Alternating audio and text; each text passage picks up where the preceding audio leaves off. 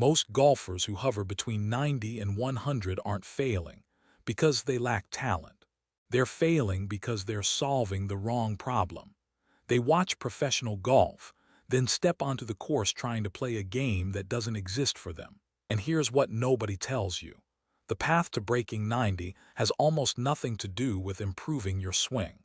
What you're about to learn isn't complicated, but it is hidden.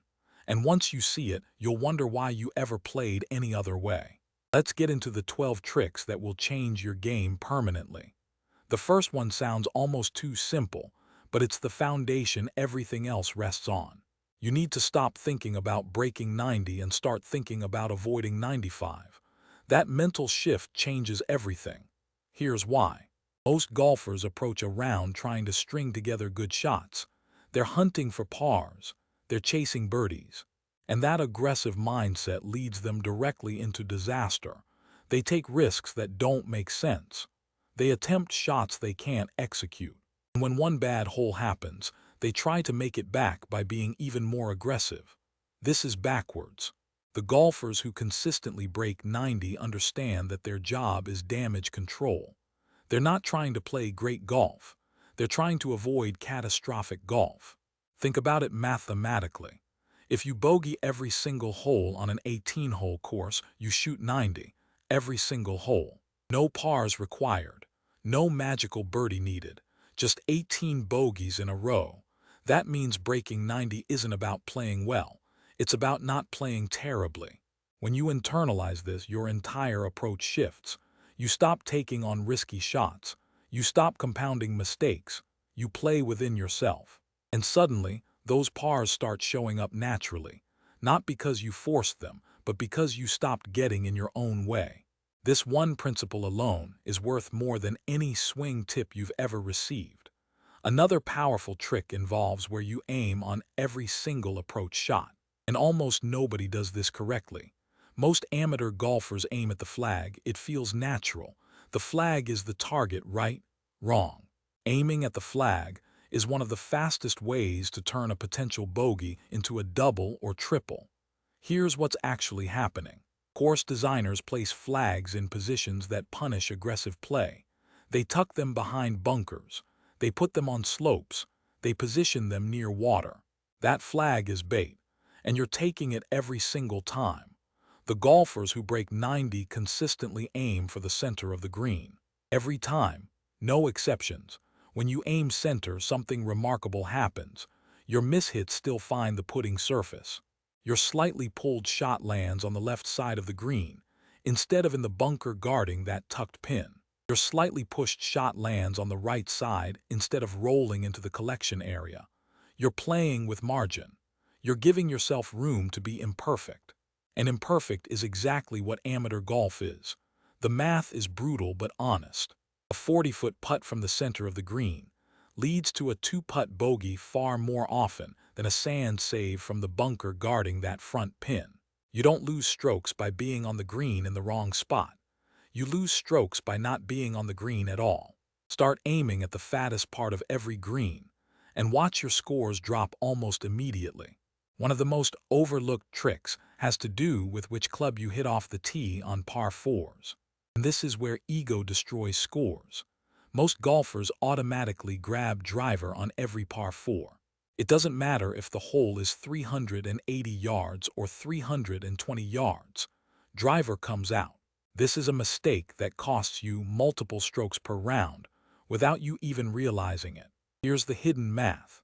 If you hit your driver 230 yards on average but spray it offline 30% of the time, and you hit your 5-wood 200 yards on average but keep it in play 80% of the time, the 5-wood is the better play on most holes. Those 30 yards you lose are nothing compared to the penalty strokes, lost balls, and recovery shots that come from hitting driver into trouble. Breaking 90 requires you to be on the hole, not searching for your ball in the woods. The golfers who figure this out start asking a different question before every tee shot. They don't ask, "What's my longest club?" They ask, "What club keeps me in play and leaves me a comfortable second shot?" Sometimes that's driver, often it's not. A 5-wood or hybrid that lands in the fairway.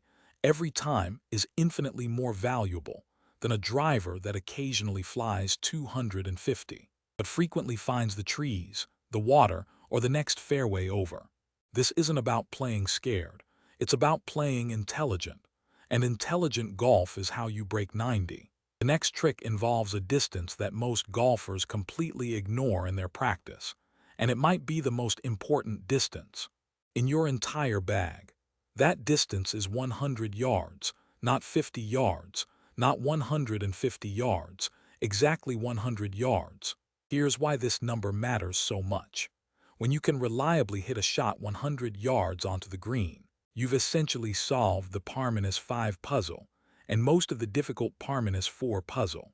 Think about how a typical par-5 plays for an amateur. You hit your tee shot 220 yards. You hit your second shot 180 yards. You're now sitting at 100 yards out, maybe 110.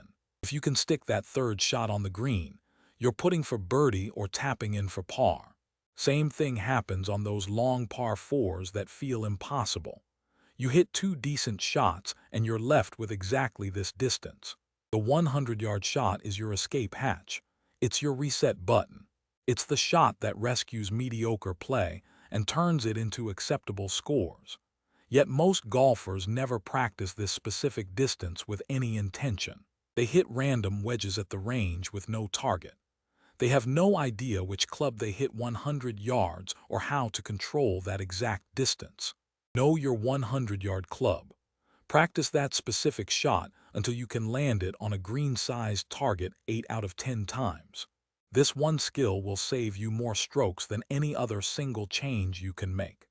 If you're finding value in this breakdown, consider subscribing. This channel is built for golfers who want to think smarter about the game, not just swing harder.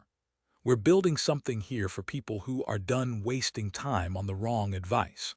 Another trick that separates consistent 80s shooters from perpetual 90s shooters is understanding the real cause of blow-up holes. Most golfers think a blow-up hole happens because of one bad shot. They hit it in the water, and now they're making a triple bogey. But that's not actually what happens most of the time. Blow-up holes almost always come from the shot after the bad shot. You hit a poor tee shot into the trees. That's one bad shot. Then you try a hero recovery shot through a 6-foot gap between 2 branches, and you hit another tree. Now you're still in the woods. Then you get frustrated and rush your third shot, chunking it into more trouble. Suddenly you're lying 4 and haven't reached the fairway. This is how double and triple bogeys actually happen. Not from single mistakes, but from refusing to accept that a mistake occurred. The trick is simple but difficult emotionally. After every bad shot, your only job is to get the ball back into a playable position, not to make up for the mistake, not to attempt something miraculous. Just get it back in play, take your medicine, punch it out sideways, chip back to the fairway. Do whatever gives you the highest probability of your next shot being a normal shot. When you chain one bad shot into multiple bad shots, you're not playing golf anymore. You're gambling, and the house always wins. Accept the bogey. Protect against the double. This discipline alone will cut 3 to 5 strokes from your score immediately. One of the most game-changing tricks involves something you do before you ever swing the club. You need a pre-shot routine, and you need to do it exactly the same way every single time. This isn't about superstition. This isn't about some magical ritual. This is about programming your brain and body to enter the same state before every shot. Tour professionals don't do their pre-shot routines because they're obsessive. They do them because the routine triggers automatic, repeatable motion. When you stand behind the ball the same way, take the same number of looks at the target, waggle the same way, and start your swing from the same mental place, you remove variables. You stop thinking. And thinking during a golf swing is the fastest way to destroy it. Here's what your routine should include. Pick a target from behind the ball. Walk to the ball from the same angle. Take 1 or 2 practice swings that feel like the swing you want to make. Address the ball. 1 look at the target. Swing. The whole thing should take 20 to 30 seconds, not longer. The key is consistency. Every shot, every situation. Whether you're on the first tee or facing a pressure putt to break 90, the routine is identical. This creates a sense of normalcy in abnormal situations. Your body knows what to do because it's done this exact sequence thousands of times. No shot becomes special. No shot becomes scary. They're all just shots preceded by the same routine. Another powerful trick involves a mental calculation most golfers never do, but it changes how you approach every single hole. Before you play a hole, you need to know your target score for that hole. Not par. Your target score based on your actual ability. Here's how this works. Look at the scorecard. A 420-yard par 4 with water down the left side isn't a par 4 for you. It's a bogey 5 for you. That's your target. A 520-yard par 5 with a reachable green in 2. That's still a bogey 6 for you, because going for the green in 2 probably leads to trouble you can't handle yet. When you assign realistic target scores to each hole before you play, something powerful happens. You stop feeling like you're failing when you make bogey. You start feeling like you're winning when you make bogey. And you start recognizing which holes actually give you par opportunities based on your game, not based on what's printed on the card. A short par 4 of 310 yards, that might actually be a par for you.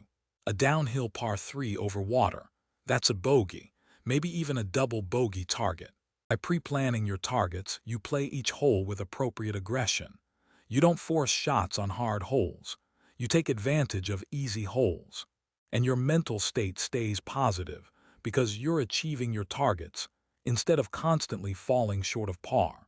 This is how smart golfers break 90. They redefine success on every hole based on reality, not ego. The next trick is something equipment companies will never tell you because it doesn't sell clubs. You probably have too many clubs in your bag, and some of them are hurting your game. Most amateur golfers carry a full set of 14 clubs because that's what the rules allow. But here's the problem. If you have 14 clubs and you only hit 8 of them well, you have 6 clubs that exist purely to tempt you into bad decisions. That 4-iron you can't hit. You're still going to pull it out on a long par 3 because you need it for that distance. That 60-degree wedge that you blade across the green half the time, you'll still grab it because it's in the bag. The trick is to remove the clubs that hurt you more than they help you. If you can't hit your 4-iron, take it out. Replace it with another hybrid or even a second fairway wood. If your 60-degree wedge causes more trouble than it solves, leave it at home. Use your gap wedge from everywhere inside 80 yards. You'll hit fewer devastating shots when you're not carrying the tools of your own destruction. This simplifies your game. It removes decisions that lead to bad outcomes. And it builds confidence because every club in your bag is a club you trust. Some of the lowest handicap amateurs I know carry 10 or 11 clubs. Not because they can't afford more, but because they've learned that simplicity is the path to consistency. If this is making you think differently about your game, drop a comment below and tell me which trick is hitting hardest for you. The community here is full of golfers who have figured out what most people miss, and I'd bet someone has experience with exactly what you're working on. One of the most game-changing tricks involves something that happens on the putting green, and it's not what you think. Most golfers who struggle to break 90 focus on holing putts. They practice 6-footers. They work on their stroke mechanics. They buy new putters hoping for magic. But here's where the strokes actually bleed out. 3 putts from long range. If you track your putting statistics honestly, you'll find that most of your 3 putts come from outside 30 feet. You're not missing 6-footers as often as you think. You're leaving lag putts 5 or 6 feet short or blowing them 5 or 6 feet past, and then missing the comebacker. The trick is to stop trying to make long putts. Instead, treat every putt over 25 feet as a lag putt where your only goal is to leave the ball inside 3 feet. Not inside the hole, inside 3 feet. When you reframe long putts this way, your stroke changes automatically. You stop jabbing at the ball. You start making smooth, controlled strokes focused on distance control rather than line. And when you consistently lag the ball close, You start making almost everything inside that 3-foot circle because those putts are nearly automatic for anyone. This one mental shift, accepting that long putts aren't for holing but for positioning, eliminates most of the 3 putts from your card. And eliminating 3 putts is one of the fastest ways to drop strokes without changing anything else about your game. Another trick involves the first 4 holes of every round, and almost no one talks about this. The first 4 holes are where most golfers lose 3 to 5 strokes without realizing it. Here's why: you're not warmed up, your swing isn't grooved yet, your feel for the greens isn't calibrated. Your nerves might be elevated if you're playing with new people or in a competition, and yet you step up to the first tee and try to bomb driver like it's the 14th hole and you're in a groove. This is a setup for disaster. The trick is to treat the first 4 holes as your extended warm-up. Play them conservatively, take less club off the tee, aim even more toward the center of greens. Focus on making smooth swings rather than powerful swings. If you make 4 bogeys in those first 4 holes playing smart, conservative golf, you're only 4 over par with 14 holes left. You have plenty of time to recover. But if you make 2 doubles and a triple in those first 4 holes, because you were pressing before you were ready, you've already buried your chances of breaking 90. The golfers who consistently shoot in the mid-80s learned this lesson. They protect their score early. They let the round come to them. They accept that the first few holes are about finding their game, not showcasing it. One of the most powerful tricks is something you can implement literally tomorrow without practicing anything new. You need to play from the correct tees, and you're probably not. There's an epidemic in amateur golf of players choosing tees based on ego rather than ability. They look at the scorecard, see that the back tees are called championship or feature the longest yardage, and they walk right back there. This is self-sabotage disguised as pride. The right tees for you are the ones where you can reach most par 4 greens in 2 shots, and most par 5 greens in 3 shots using the clubs you actually hit. If you can't reach a 400-yard par 4 green with 2 of your best shots, that hole is too long for you from those tees. You've turned a potential bogey into an almost guaranteed double. There's a reason golf courses have multiple tee boxes. They're designed to create a similar experience for players of different distances. When you play from tees that are too long, you're not challenging yourself. You're playing a different, harder course than your skills allow. Move up a tee box, maybe 2. Suddenly, par 4s become reachable, par 5s become birdie opportunities, and your scores drop 5 to 8 strokes immediately. This isn't weakness. This is intelligence. The next trick involves what you focus on during your round, and it's backward from what most golfers do. Most golfers track their score hole by hole. They know exactly where they stand at every moment. They calculate what they need on the remaining holes to hit their target. This constant scorekeeping creates pressure, disappointment, and desperation, and it leads to bad decisions. The trick is to stop thinking about your total score until after you've signed your card. Focus only on the shot in front of you, then focus only on the next shot, then the next.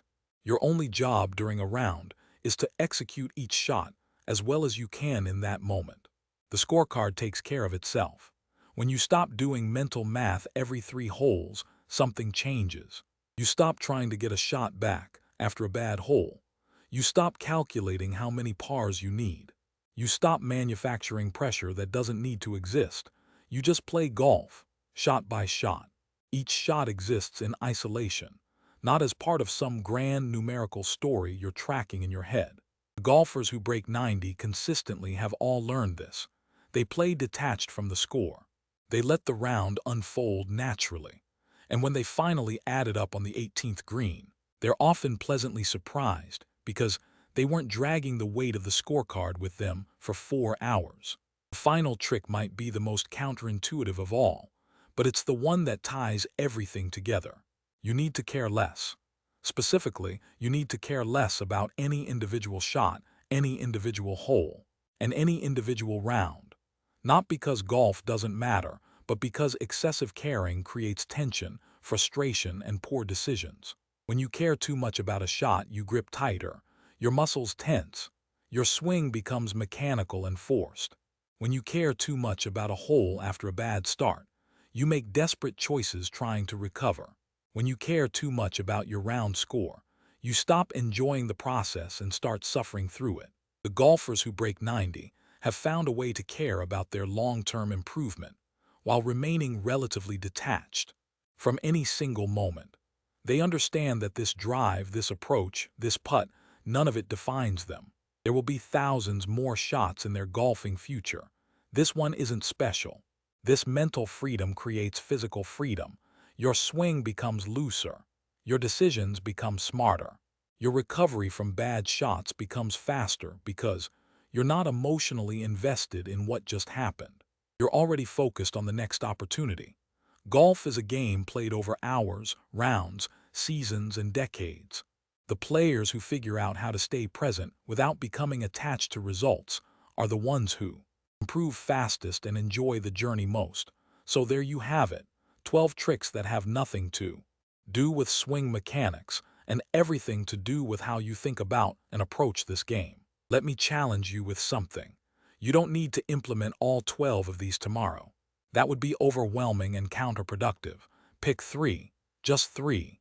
Choose the 3 that feel most relevant to where your game is right now. Maybe it's the mental shift of playing for bogeys instead of pars. Maybe it's the discipline of playing center of the green. Maybe it's finally moving up a tee box. Whatever 3 resonate most strongly, commit to them for your next 5 rounds. Don't try to work on anything else. Just those 3 things. I promise you that if you genuinely commit to 3 of these principles for 5 consecutive rounds, you'll see your scores drop. Not because you got more talented overnight, but because you got smarter, because you stopped fighting against yourself and started working with reality. That's the secret that nobody tells you about breaking 90. It's not a skill barrier, it's a wisdom barrier, and you now have the wisdom. If you made it this far, you're exactly the kind of golfer this channel was built for. Someone who wants to understand the game at a deeper level. Someone who's willing to challenge assumptions. Someone who knows there's a better way than just grinding at the range hoping for improvement. Subscribe if you haven't already. There's a lot more where this came from. And the next time you step on the first tee, remember you don't have to be great to break 90. You just have to be smart. And after today, see you in the next one.